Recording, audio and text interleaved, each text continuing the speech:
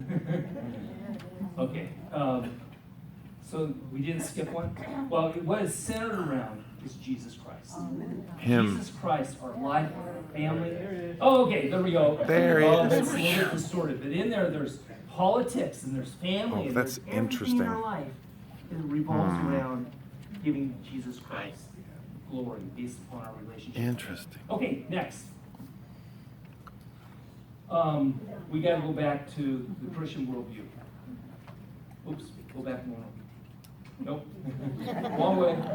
Go backwards, not forwards. Nope. The one that I said was a little distorted. Ooh, that's the one. There we go. Okay, competing worldviews. Okay, so we have competing worldviews, and maybe I messed you up because maybe the next one comes. But anyway, we live in a post-Christian culture. Can you believe how far our nation, our culture, our people have moved away from a Christian quote-unquote culture in the last 5 years or the last 10 years? Brother. If I were to tell you 10 years ago some of the things that are happening today in entertainment and politics based upon law, you would have said, man, you're crazy. And what's going to happen in the next 4 years, in the next 8 years? That's why we as Christians might find this to be the most important election of our lifetime. So secular, you can't quite read that, but secular humanism is really what is dominant in our society today. Then we have a whole thing of hedonists, where it's pleasure and sex. We have socialist. That's where government replaces God. That's where laws and regulations replace biblical principles. We have a worldview of relativism.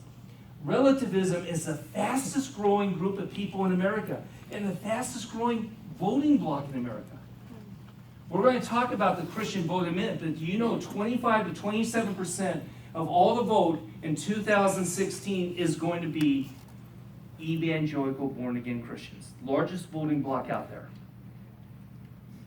The nuns have caught up. What are the nuns? They're not the ladies in black dresses.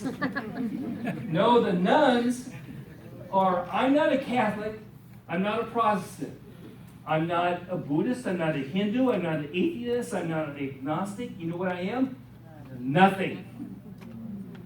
Most of the nuns vote progressive. Most of the nuns are millennials.